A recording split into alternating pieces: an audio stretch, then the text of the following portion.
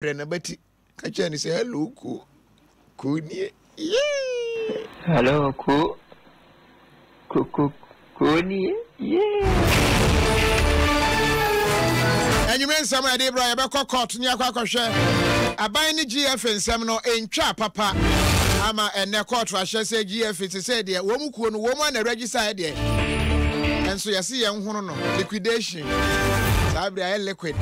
Semna yedi hon komo Sansona Ghana man penny na na dankwa kufado nem penny fo ka bi omume yimu ene ya konsem na woto de mo penny JH Mensa ne na busua de be kwa akosha wo man Ghana mra hwe dwa bi se wotena ho sompa mra hwe dwafo ni bi kai no e de nsem bi atudwa na asame ka se wo man kwaji sika twitwiri de dollars opepe ohane aduonu mu no kiremu a we consultancy fee adwenkyira ye de makwan ye de be fa so ye adwuma nko ano opepe enan akiripo num no mo kyese da bi eso do so do anyume ye bi sasa anya bi aposifo wo mo de mfia aka wo mo adwuma no ho ana ye se kwa me nkroma circle posi ni bi o ho efe ne tola se de wo hia wa okura mfia no ene wo lewa na wano gege wa no wa hwe wasom aka ho baba fo ne so mo hunu so mo report no so mo nya ne de no mo report ama hwan anyumre ye betie wo mo akose o mo yesa na wan sidi no mo jaji anka ye pa na same so baby obegina anya de ya twa mfia no ye since o meka so mo jusika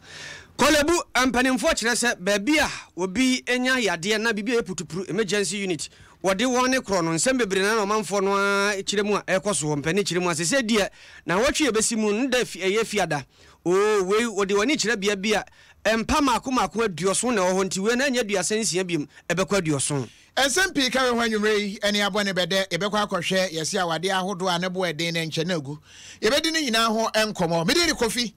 Adoma wawani na nankrato hine de wanf anwumre mene obri yaboa fentem frem yamwa kwa ba ne yentna don hwe ba kwimu hello Kuni yeah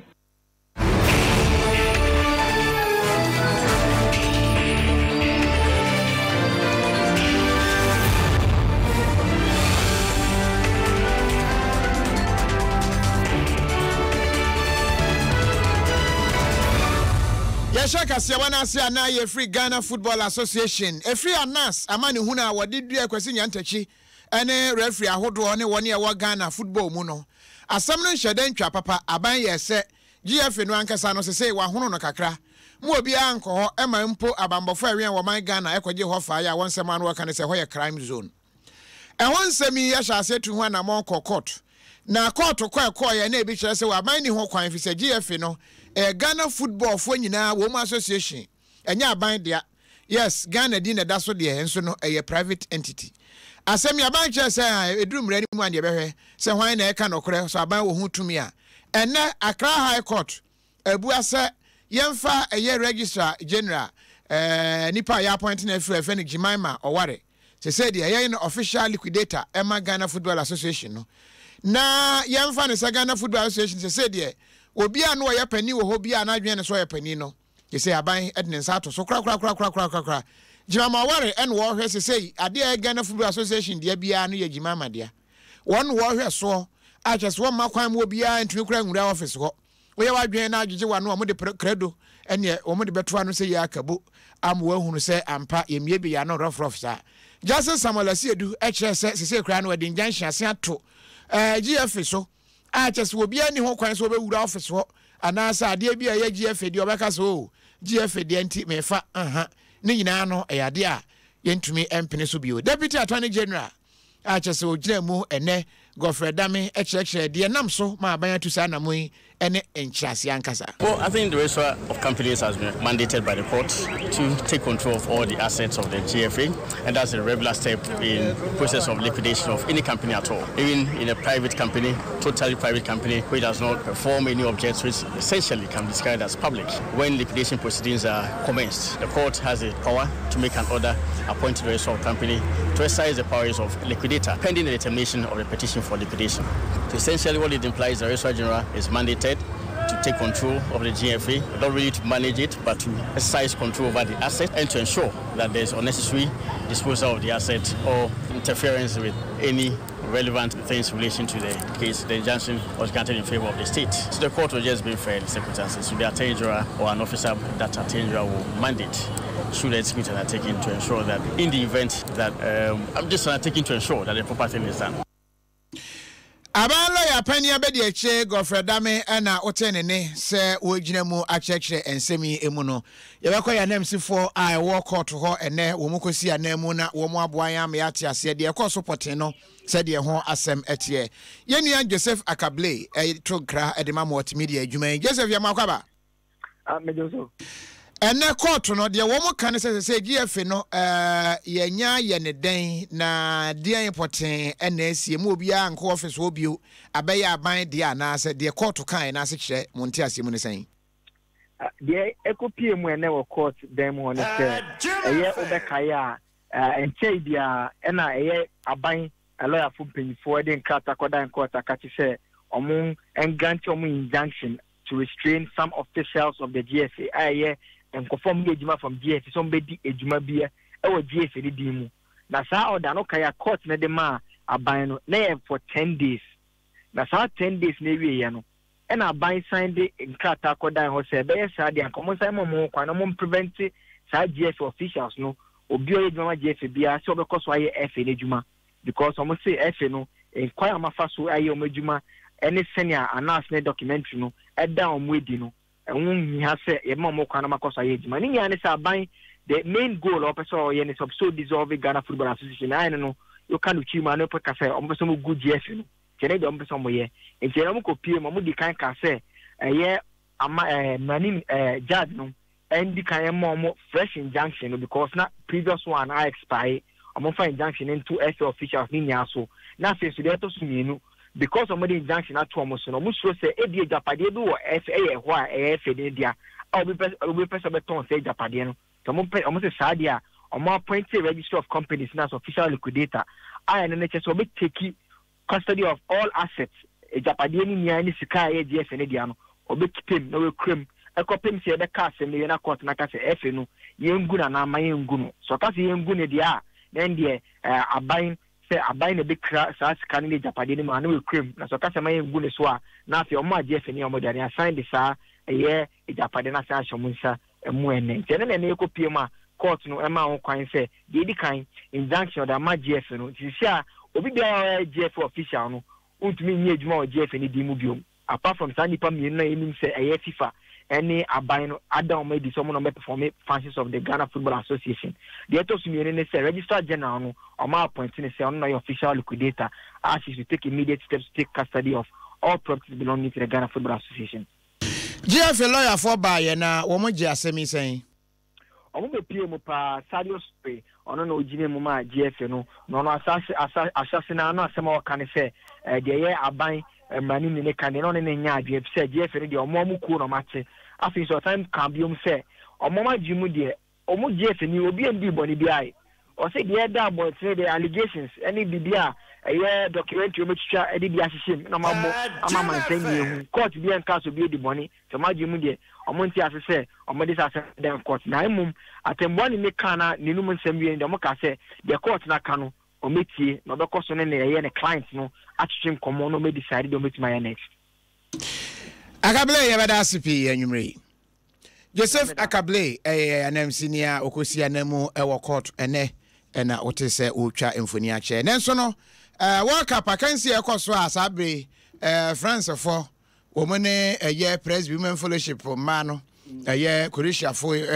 so mo jesi no the same dame na pepepe aha woman na Asia finals na wo ma tonsa friend na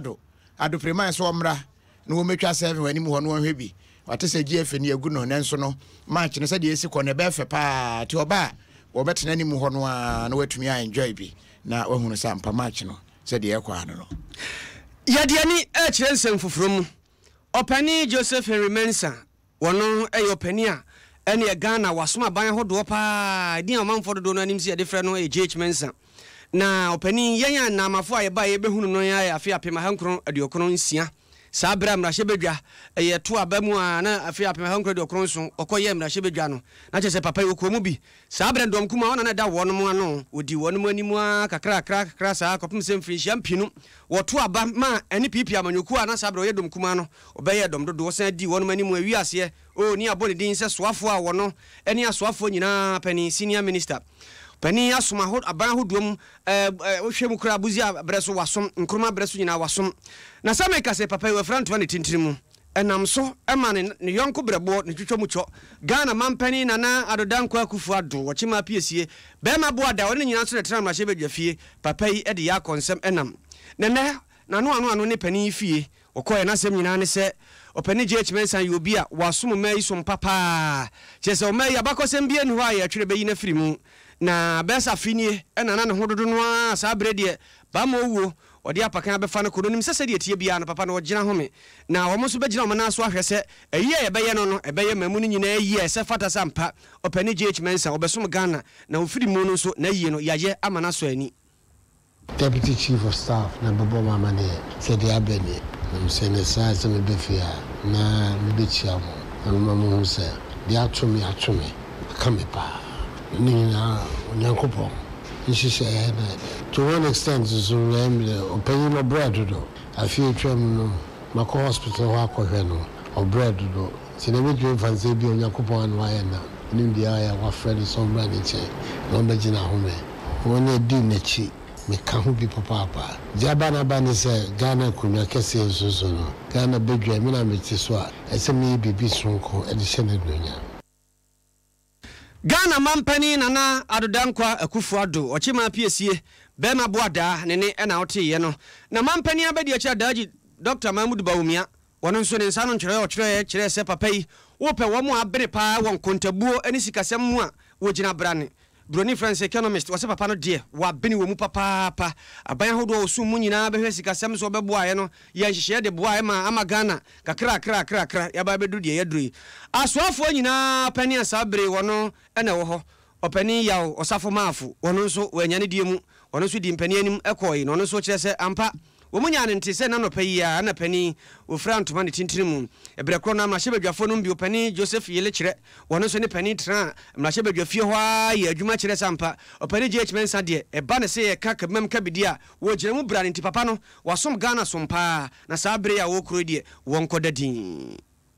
In 1969, he was among the ministers that were appointed by Professor Busia, and he was the finance minister until the coup d'etat of 1972. In all this, you can always see he was a committed public servant, a dedicated politician, and somebody who believed in democracy. Again, when MPP came to power in 2001, he was one of the few who had previous parliamentary experience, and he held them. He was a good debater. J.H. Mensah, at his age, nobody would believe he could do the things he was doing, the mind he was speaking, and the intelligence that he displayed. Obviously, he has served his country, Ghana. And on this occasion, we can only pray that what he stood for, all of us as young people will emulate his example. Ghana has lost another son. It's a very bad period for Ghana. Only last week, we lost our former vice president. And today, this sad news has come. Opani judgments are not being. Ene so gina mrahye badwafie no wo kasa otim sampa wanyini de nanso ensam a wo kan se de nadwene no ye adwuma ntentem no na kyesa ye obi anwanwa Ghana ya hwere ade onim se nyame ode ne besie wodi soafo kora abuzi aban abreso opani Joseph Ile kyere wono na wotere nka no so mrahye badwani na mrahye badwafo mienu Dr. Kwaku Afriye wono na wo sahwiye oso na fe onimonyam for Rashid Pelpuo wa central wono mienu so kasa kyere se opani judgments wono mene na ya dwuma pen womo na nante pen womo asua no mabebra afiri no na papa no nimde de odibi ko asamado me wofa JH de wo ye den ya Yankopon be fro enti ba bia Yankopon de no afa no de no kra nim no ni wom na nyeme nwanwa bia me am me ye practicing doctor na mom de me ka fa ni wo no se Ghana ya hwere ade with the 89 years binum kra to me di 90 something nom ni ade to tram film kakra nka ye pe na nso akoi de me adanse media fa no no se o ye one of Ghana's foremost thinkers. great mind. We received the news of the death of J.H. Mensah with a lot of shock and with a lot of pain. This was a man who has shown love for his country, who showed commitment and demonstrated distinction in his leadership role in Parliament. And when I arrived here as a Deputy Majority Leader, was appointed Deputy Majority Leader, one of the things I did was to look through some of the speeches he made, and I was amazed the kind of coherent arguments he presented. We am Rashabedjafo mienu Dr. Kwaku Usu Afriye and afi openi Rachel Pepu wa Central. Na openi judgments ayekana semi. Ghana mampeni dada John Ajekum Kofidi Ewokufo na konta pa no ni nuaba ene mampeni ne yere Mama Teresa Kufo a chese nyanchen kura obi ene na chiribanti mampeni dada Kufo wono so ayi no isiri nanso pa. Adom 106.3 FM nyumre no nsia Kasiebo no an yeguso na yeda so ewo Accra JH asabri watfo nananom wajaye hoya ya emfia dio wotwe enkron 89 na kese kafe pe nanka 90 na Accra watumi akwa ukwa bakosemu a wo sha asesi munye ne wo hwe bra ye wo no October boso nda na itwato okra 31st afia pma enkron aduonu enwotwe 1928 na NPP amanyuko no ye pe wo mu ekofa party ne ba ya na waka ho ebi ene se nansen wo yare kakra 37 yare sabia ene ne koto ya na enwedwe stroke bi ena na aka no ane mu eden ekowie ye no ene anopai ebeto dwa se wafiri mu ya na amanyofo a wo mu abin ye pa kire se wo kenkan a opani 1960s no mu ene wo sha ase akese na nkroma abreso no wo hwe plan ne ho nsem no pa enu achi no wo hwe no obu hon konta 97 bepim 2001 e hon so oba mrahwe dwafie be ye adwuma e be minority leader sabre no kwan yo fa so bo adwuma na enwanwa enti aba ne se no afiri mu ana ese ni nuanu mrahwe dwafo omutumi kan nsem e de fa no ho minority leader Haruna Idrisu epeja ne nsa e de nsem atudwa kire se amanyani bia ba oba be ye na adwuma no wokọ na obetumi akan sini pi se Accra JH wa ye na adwuma na ne bre e na aso e no wokọ. Not just as minority leader, but one who has paid his dues to the country. He was an exceptionally and profoundly brilliant economist, one of few gifted with God's gift of thinking on his feet momentarily at all times. He has made significant contribution to the economic and political development of our country. We are justified as a nation to be in grief and to celebrate his departure, not mourn his death. He served this country in very diverse capacity. We've lost a father, we've lost a political colossus. Our sympathy and condolences to the immediate family,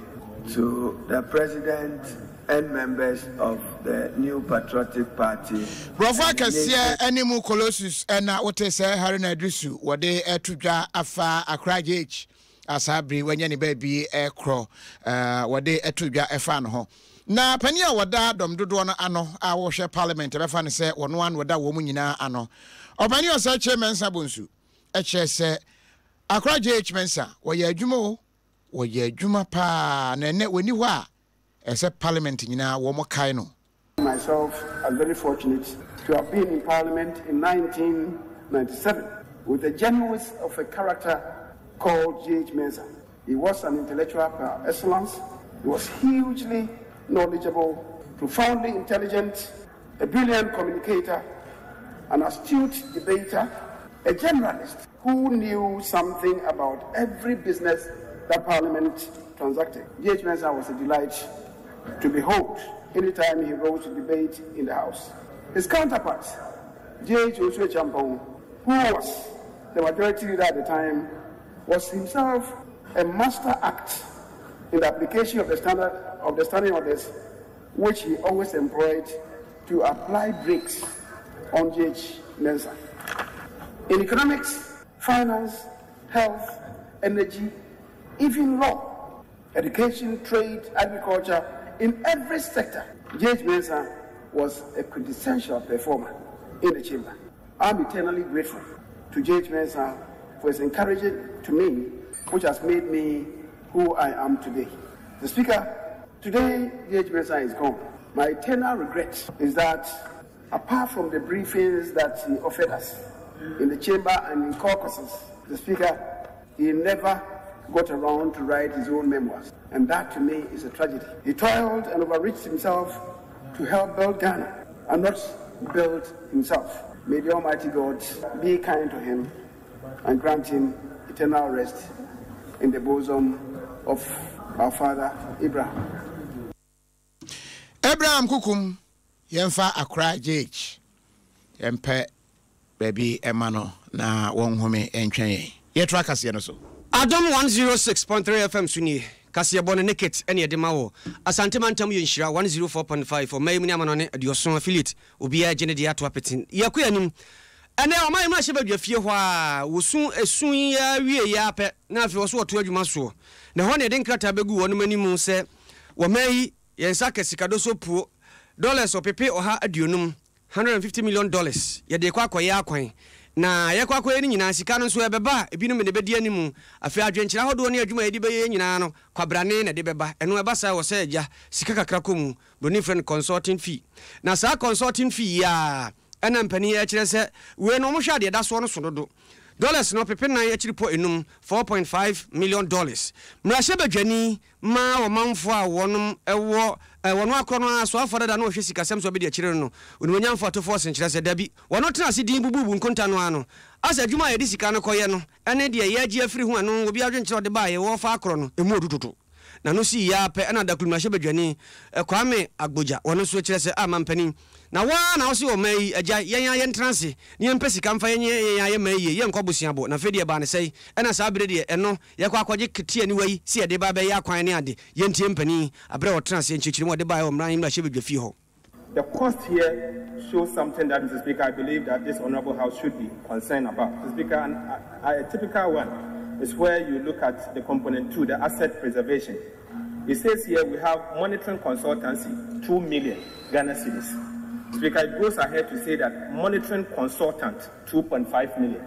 The question is, what is the difference between monitoring consultancy and monitoring consultant? 2 million and 2.5 million. In one breath, we are monitoring the consultant. So who monitors the consultant? And in one breath, we say monitoring the consultancy, another 2 million. The Speaker, $4.5 million cannot be allowed to be spent this way. The Speaker, again, you look at this and they say that studies to prepare for the next project. The Speaker, the next project is yet to start. But I agree that the government will have to do some work in preparing for the next project. But they are allocating an amount of $2.5 million for the purposes of preparing for the next project. I believe it is a good decision for the Ministry of Transport to train our children in road safety. The lollipop stands and everything are appropriate. What I am finding difficult to understand is, in the era of Ghana Beyond 8, do you need money for lollipop stand? Openi atoforcing openi kwame agboja na wonum wie ya na openi a wotena adwam achiame hene abedi akiro dikan onimunyamfo Joseph Oseusu kire se watieti obi ade ne mo besere mpanimfo se adwuma wo mkwa kodi na adwuma bebo apa na wontena se no wonhwe bio na sa consultancy fee no yese emu oduro no ohwe anso ne beye ya wonhwe na dane ani se de beye akwan no ye betimi ayi ne dodo sanso o meya kwan moni wom na se ye hwe ne o mayi na se betimi ayi dodo nko ade a eyasempa. Particularly the components dealing with road safety, DVLA, National Road Safety Commission, Urban Road Safety, they're a huge chunk. But, Mr. Speaker, from my experience, Ghana will not get any value for those expenditures. Mr. Speaker, the reason is simple. All those things they call consultancies. First, if it is not given to a company that is Ghanaian, you will never get approval to spend it. And the companies that are coming from outside, I don't want to make allegations, but they are coming from practically the lenders, and they come and don't give you value. The Speaker, I had the occasion to work on the vehicle testing system. I'm surprised that it is back here. What is left to be learned? We designed what is there ourselves. When Juma yakoya no na meme de ha me pa wo mu ni sese ye be ye adwuma mayi mu na sika no be wiase na sika no ntena ha we ye be ya kwafa obi firi kwasi kokokurom no aba me DVL ma adwuma ho pen minim se de nkrata 7 ne nyoma sitie ni nyina bibia ho hadada wo enti ho hia be ne hia bie mu sa fe ye kwafa obi ya san kwaje adwenkyere me de ka me nko ade anka bibia nya hayi ade na moayen na fa adwuma hodo a ye no enkoso na wopani a wote ne ni ayo numonyamfo Joseph Osewusu bekwa amrahye bedwani odi wani kire o amrahye bedwafie a achiame hena be de akire odi kan no okasa wie ya pe abedwako hwe sikasam so o amrahye bedwafie pani a oda no Dr. Mark Asibe yeboa utwantie yemi ana osimpani obi aka ne de na ayam senti ase bi wonte nti wo munyina ho na afi won fama wonom ekwan a wofa so ye adwuma na afi consultancy fee no so a eba mu no won sankyere mu emfa nkyere wonom. The Honorable Ranking Member said Cabinet asked for a reduction of about 50% of the amount going to institutional strengthening and capacity building. Mr. Speaker, we have a project appraisal document from the World Bank. It is not the World Bank that recommended that be scaled down. It is the Cabinet of President Akufo-Addo that said that 16 million cannot go to institutional strengthening and capacity building. So the ministry should scale it down. And then it came down to 9 million, a reduction of 46.1%. Mr. Speaker, they mentioned monitoring consultancy. If you look critically, that for a $133 million project, monitoring consultancy, 2 million, that is going to Ghana Highways Authority. The other bit, 2.5, is going to the Department of Federal Roads. So if you just stand in the chamber and say, oh, monetary consultants, 2 million here, another 2.5 here. Are you suggesting that the consultants working on highways are doing the same thing as those working on the federal road? So, Speaker, there was a thorough job done at committee. We had the roads ministry, transport ministry. This is a World Bank facility. Mansanyina kubatan wonum sika krabia kese World Bank wonum enaja ehwe sika ya maye na hwe se de nkyerkyere mu ne tie no a sika no kra nanka ewuramu dollars no pepipidu nsia 16 million enso mampani trans ehwe mu no ani mpani hia no se dabi edoso nti ene nsia no mumunkum ene nsia nti hwe mu a kyese ha mu kyemu be se aduanan akiri ponsia ena ehwe ya free so na wo kan se na consultancy no high ebi ko highway consultancy ne bi ko highway dabi nye sa na tie ya chemienu ba ko transport ba ko highway nti ofi se ne mienu nyina ya de kra na no mse o na kyese ne pani na ntia se ho ena osan wo so aba na nimu nti ne nyina mu no wo twe ne nsama wie ye na afedi empani waje atum se sika no emra ne ba nso de a yemfa nwurawura ya hye akobadie kwan be fa so betimi atumpon ya kwampon ahodo a wo mayimu ahyan ahodo a ya aban dia kwan be fa so bedi dwuma ne nyina mu no nti na sika ya ba bedura wode ebeye adwuma ya tra Kasiebo no eso na drafo bi kyerese emisaga na police anye bia wo mode mfia aka adwuma no ho a omumu ho se be ya tichani a wonim sa ukosko bebo no kwa no apake timisha trouser be 15 wi na de Facebook a short ti obo puf wi na kese ne wa se kulokulu kwa ya temu na kesa oje fans na o toge sa na kesa ne toge na wo ko enjoy na wo mu kyerese na wo mu ye wo mu adwuma driver efeno Moses ena ni mate efeno no so Frank na wo mu afa passenger nti wo mu dru bia secret hono a wo mu gina ayi nipa sifa nipa bia wo mu gina police ba kwa efeno tola ese hon de ni a manfodin na ne tola ba ya okura mfia driver nsa ho fiao oh mate so kwaka na mate so agene de na wo mu atu wo mu tuyo kwa animu atola di wo mu achi asen akwache wo mu le wo mu kyeso mo bai wo mo ho mfia no se de asi adrodro atola se wo bie na no akyekye nsemi mu akye wo mu na Frank so da bi na tola de na dam gom Frank ba na ni bonkum na so ya red amakasa na fono no wo se wo hwim sa na wo de ketra makora ne nam na numu ahwe se ne sine bi nturi ya fi se tola nsa na yesi emu no wo to ne se ya kyekyere wa fono ne nyina atasa yabo wo mu free na mbisa se na ntimi nkobo police for amani o mo se police ni akenwo ukobo police amani na we asem kwa kwese nti na etu ye ka hwi adomu de ni yeti e wo amani ye mo misa Ghana police mpanimfo se wo mo de mfia aka adwuma no ho mo yehu ne ye ne ye ba ne ya timia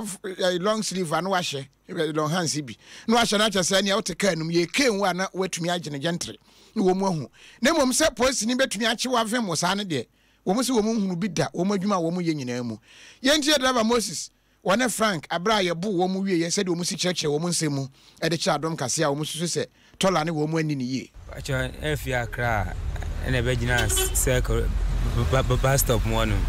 ti sini pa e won say police ni na ba it stage me ni me hu time ana de aba ne be bo me was tia na chi to de aba ne bo me wie na me mate ni so gina gate o gina car ni so olodu car no ndi olodu car no de aba ne be gwa mate ni o de gwa no de bo rough de bo rough to de bo no wie no ana e tu car na ye ko no ye ko na samba san e chi ba na san de aba ne be gwa mate ni biom on mo no be see passengers ni na fa obesi passengers ni fam wie no ana odi o my two can go gina second run about one ye di can go see second run about one wie no ana obetwi mate ni police ni si wo front me FM Moses mate dey na buy boss na yeah when isu nyina da moja asemo ye fi la pass ye ejuma kwa akra ti do akra na ye ejuma nti ye fa nkofu bi no mesi wo second I do not so miss you down on MTF for Vietnams. If you do Vietnams in an ede, you train more be do bast upon you see. Tis your mono miss me, I can't so I made me phobia. And I'm as a police for Nepi. The Bakupi now or thereby a bomb in Sao Asi. No train moon or Sanku Guam, master. To one is about concern, but you're about a bomb call, not a bomb woman, so was a man so grand was it. Not a bomb, I a bomb, as I master my head. Master my head no na bufu me anima pa am so boss me she oga me anima enti e ko enim kakra master no so wase me interest na me tudo enti me interest me tudo e ko kakra na samba bi wase da ba no gume so on na me ni e ani bofu abetra keni no si passenger sinya na me mo mu nyina sika so mo fa ka afro e do say go over na so see em park ye park no so me bie do na me wan se maso mese 3 hey Tola so troso de ase anya ize bozin pa acha se 3 na bisa sa na asemi senka ba ye posifo saka we bi wo ho amonko yi wo mu asotro mo se asemi sei ye da ntini ya de abra adonfo no se mu misa posifo mpanimfo se eye ne kwan so a se ntesa so de o matola nya na onya so kenye wo seka ho no na fi ye se ken so ka ho a ne ye hu ye ba because any obi ya ka ya se ma chere ntina e dwana ba se mu de ka e be kama se e chere mu a ebede mu be kama ni ogina wo ho na oye no obejai sade ne because be bia agene ko apo na bia enya bia yentu ka ne fi na se wachi e they are fine but say ube gwaye waje tumi na hye wonsa a gwaye nse ne ya ko bokro ne so enya hwe so ye emba no de fia de amudu like step ni use na kese ni bi ana ru gugwa ya ni so bo ma me ne ma boni ndi mo ken mo gbo mi wie wa betra ken ye du na chese police ni abo we no draw it and label it na send the brain on Facebook say police ni ken wo bia but woman say mo kan nyina ne say asem no ya ti won pese wo mu hunu sente sa so de a mo pa asem mi kan che tola na asem wo mu ntumi report ebi so mu sure so wo mu report kra na nkonkosi hwe e kire be di hon komo ne ahwe se sen na ete ne nyina mu Ghana Education Service so say womo kan se mo obia nwu akora bia wo school enso teacher fo ni bi still womo da so gu ankora no Kumasi Secondary Technical School womo ache school ente ba ko ama che se womo akenu alenu amono ehun say yes ewie na che se ne ho pa bia wo himi tabia kopie ho a sa bre che se Ghana Education Service asha ase a womo ye hwehwehwemu amane bo abeka isha Kasiebo nsa kire se school ni eka desuafo afoforo bi a wonmo ehuri school no pampim ya wato anadwo dasuo mbese duba akobremu ekọ amonten so a na woni tumi krata asemi si bosmi ni da toso edu ewo mfiempino ani du nwotwe mu okyekere ni pani a ohwe adesuafo nsem so mekire house master bufu wabra ebeto dwa sa adesuafo bebro nipa bese edu ekọ amonten so a wonum anyi sa tumi krata yi emfoni ya fa adesuani ya wabro ne maya ema bia na chi aba monten so a ene social media ehun nsem ababeto dwa ewo honom Alhaji Alidu Sedu eya banka chipani a owo asokore mampon sanso na akane abanka chipani owo edweso afifa ya mo aponko edi wa no ato asem bi a wakasa tia adesuafo ne akyerkyerefo kwa yofaso edi ye ewo suku yi mu enam so amode atodwa se ho behia se nmanmu ya GS mpanifo betu anamo a obeye asem hwehwemu no gidie se GS nso omo wo mra eta emuadwumedi omudi nyina achi ewo se eba se bia de obeka no anto aso mu a me formal complaint am there ma GES no mo the teacher ni na famra kwan so me ni se o nchirimu bi obede ma me a makoma beto me me fi se akwala de na abrɛ se wo na tete no nti se bi ntitie mu no anye bi oba bibi a obeti amra ti wo panyimu no teacher ni na wo se uhu de wo se wo ye na wo de no fa sa kwan wi anate bia wi de me wo gidi se emwa nti no wo se GES ebem no mo de wo mumra no eye adwuma na sa teacher ni no etwe na day into na church ni bu no that is the second you know enti ni na no esese ahwehwem na sa church ni na bu no akoda no wo ye day na church ni bu no I mean matter for investigations and discussions yeah at times so ye wofu a entue de oba no nko abeka wo fie na na teacher bome na teacher wo bufu wo ko tuni ko school num no ko no so ko teacher na bo no ko di na tem no so uncalled for a matter as a shim. Now even see a cited criminal the matter has to be given to the police. And say disciplinary take care. It has to be taken against whoever is found guilty. I was some from Mono, penny for Dasukuyano, Atuano, Nareka, 1 person Obeka, as a baby. Now some penny for Dangumian was Santamantamuha Akaseti acquire, or Checheni Faso, a boy additional 4 yimba or chess and po and neno, watcha and mabomu.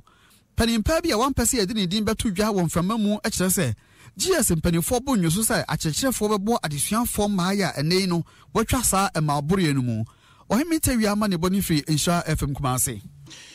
Tia samno tiawa eba ye dentina ye chesu for na igwa wo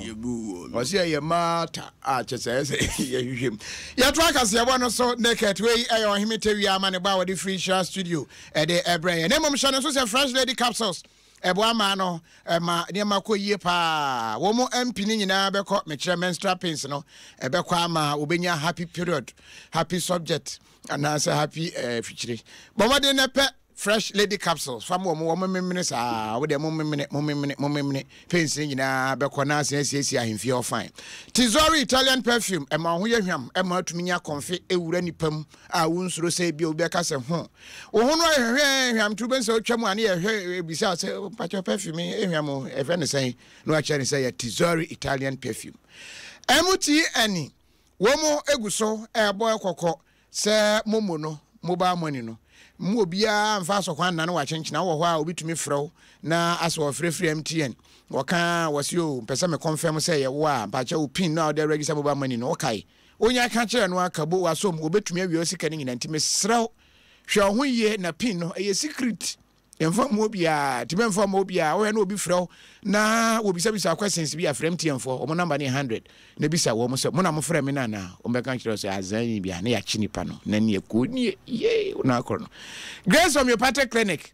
ye boawo ema unya apomuden woni mo bia wo yare na ne yade no ase enkro acha fanebra Grace Homeopathic Clinic na be hunu sa mpa wasen asindada mu ebio stroke o cigarette no wono mo peso jayo ni nyina bra ye beboawo ye kana nso de 50% ye dia na wetu yafa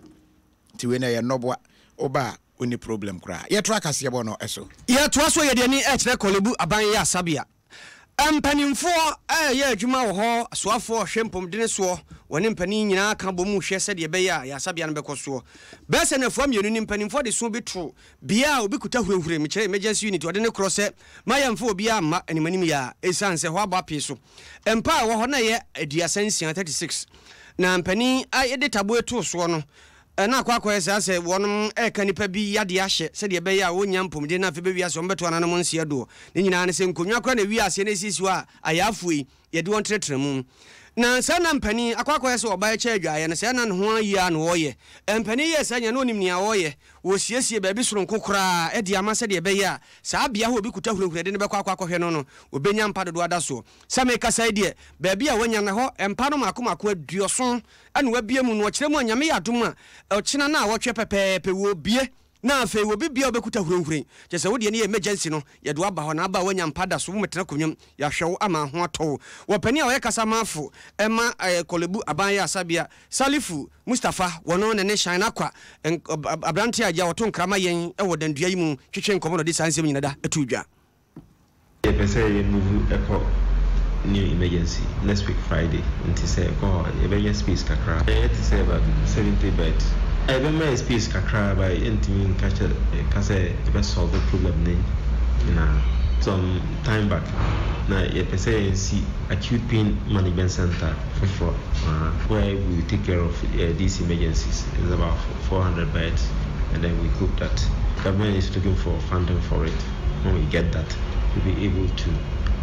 take care of many of the emergencies that will come to us. But we still need to work with the other hospitals so that we have some kind of coordination. We know where beds are, so that once there's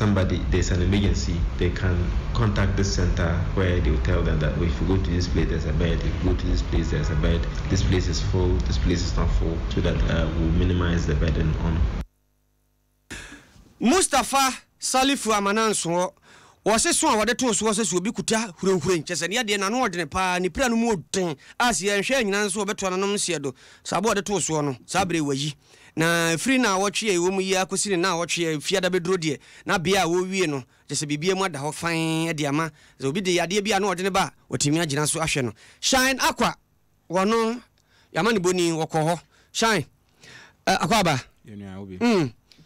Okoshe ho ene okọ na hot say na omanfo na wonom dia no ordina no titi nkonwam no ogusu atiti nkonwam obi me kwahwe ho sadia wo kan no na mum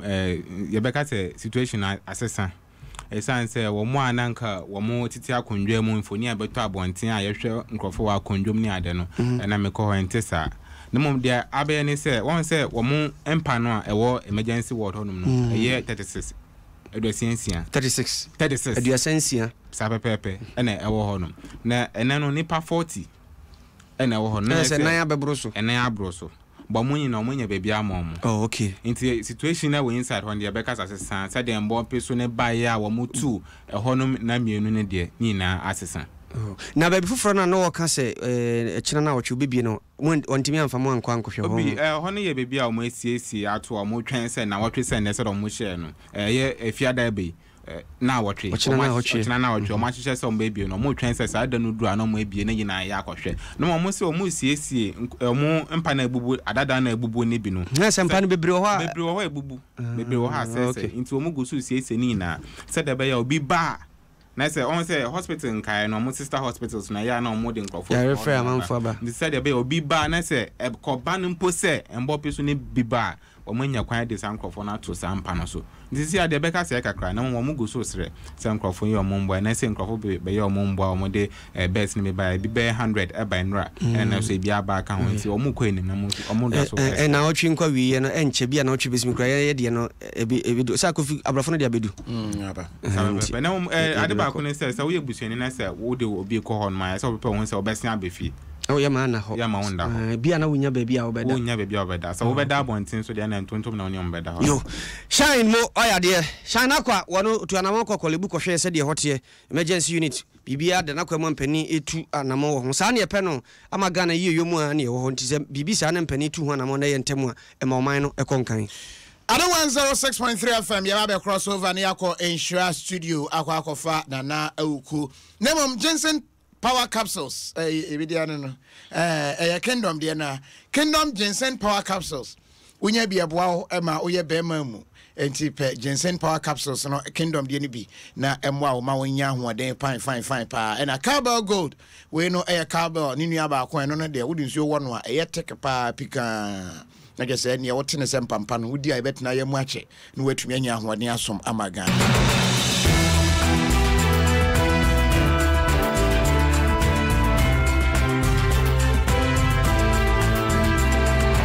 amane ba yense kafri asantemante mu chese ensu ahyaase etoto no ama ebisusu se ensu ne ka no kakra bi ahwe ana de ebesi no eni ebetumi ayenyae yenkwa na ukuo ewo Insura Studio na wonche ye sansemi sedie anamontu no ete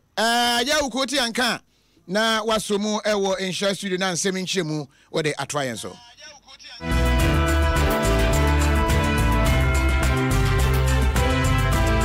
Kofi Asantemo nkaba papa na masomo ewa asantemantam ahinkro edi amamwei eya adom inshira anafenso asampa ayumre no si akankase ana wasuguso awutie na kofi se ne musika nsisi ade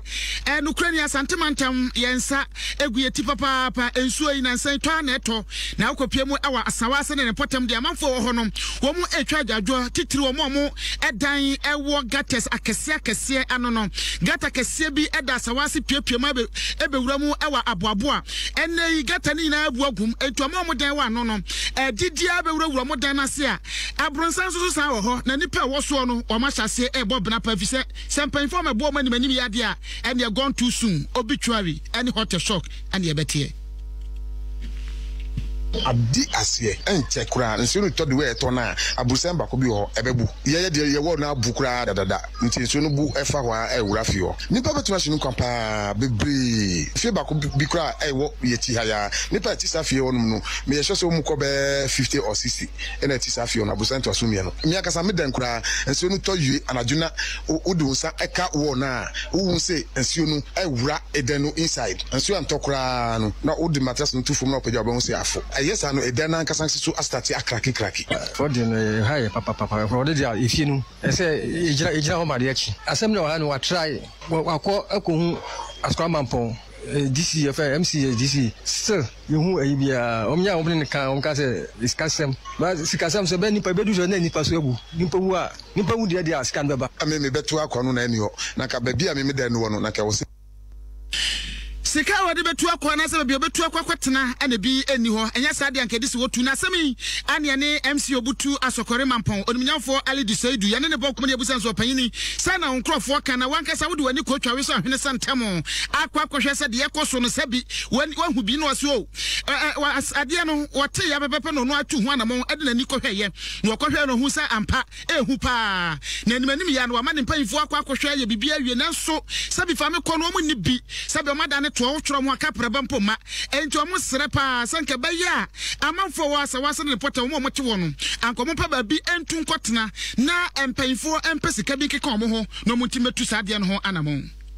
Mama engineer no ne assembly staff na kwa akoye studies fear so akwa akokanfo adwuma no eye drain kese ewa enti no ye be consider in our next year's budget na ya babaye mesre timamufo mo se omubenya botro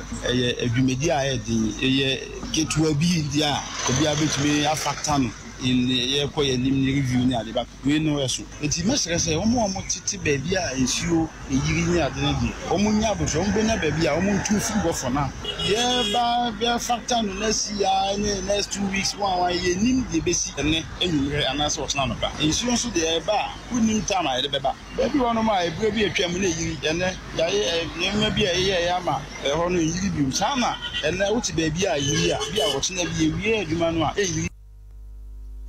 Eni awti ye Ali Disaidu wono eye MC ewo asokore mampon ena de sanse we etu edwa aha ye nhira 104.5 adom anafeso asempa enwere no sia akankase ena wasuguso awutie ne nana awuku denchembo enmedi musomu ewo enkan ma me kofi nana beda sipi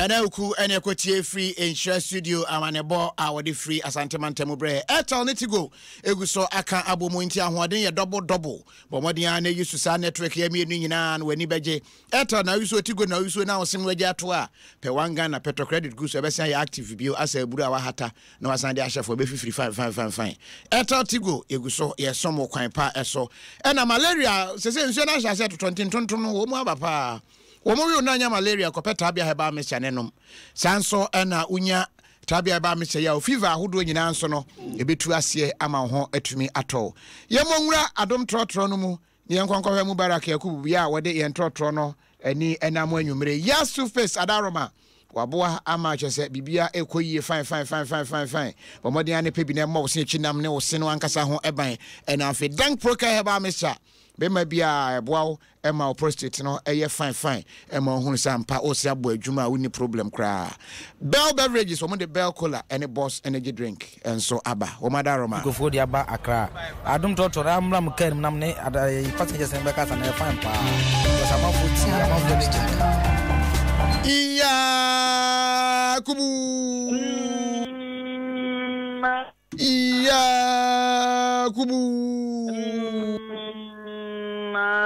Yakubu Jetria som. Jim FM. Correct. Gouverneur d'autres nous a bonne quatre fois tu me seigneur de cra. Je préfère que idée d'être moi la phase à terre de gouverneur. Yes, you can me sur des encadrés. Va me chercher pour toi na on Japan. Japan. Ah, pas comme là. Say driver for no mo lodu o sa say ko de makofa order. Now she say na driver for ni ye wo baby a mu kan wan say me say me police na bo driver ni nation. O de American ni suwa ba your friends say mu studio no. Driver for ni photo because kofi sa wo ba be hwe say ho pa baby a yesi me nyina na driver for ye jam na traffic ye twen kwan nya kwan. Almost what thing almost even your don na driver and penifo na kasa na wo no. Ama the task force be the cane ama mama driver for Nankasa never more mean task force never no. Put driver for Nankasa is a police ni driver for we are rough for and also driving rough. That's a police ni poor and no answer with the court station and the driver for and the minimum the police ni why the part what can work. That's a permanent. I from Kwame. A police for so masa ba kubi dina ho mo who duma we because what said duma bi ama nakola bi one is canon, not Nakola Egiscano. They are going to almost job. Right, okay. Come on, what is Ongaza? Okay, okay, go visit. We are reading. That broker heba mesa, boss energy drink, bell cola, and have a yas toothpaste at that room, and then you go vi.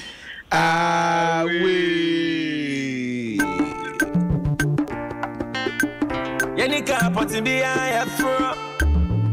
Yenika na me biya. Trotro biya yet me foodin komo. Amen komo. Go wakata munsem. Amanyosem. Any sem for baby. I don't trotro. Say I don't trotro. Neti ama for adventure. Driver nini mates. How they relate to their passengers. Adom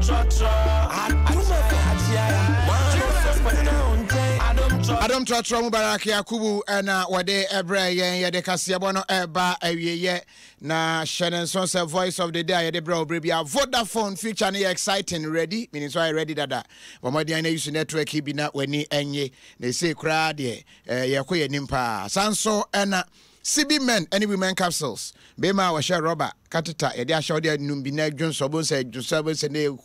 kuro no na yi bibia frim na bibia ho ato e ma no so sa to kura badwo se no apaya boy no onya CB women capsules e be siesie mu fine fine ma himfie ho aye fine correct pa ne wo ba utum se kuro chia uni problem wo ma da roma ene ade we e bi ato pen. Your wife knows her breast is plenty. You love plenty breast, fine. But when breast is plenty and it's not kept well, it doesn't look attractive. Hello? And plenty breast is good, but there are times when they lift it. Whoa, fufano. Bodancha, whoa, fufano. Kunima fata, oh, fufo. They lift the breast up to heaven. And you make a mistake to go and lick fufu shishin. Obeti, agogo bi. Benanso, ye Jimmy, uti agogo bi gra. Ugusu tafre.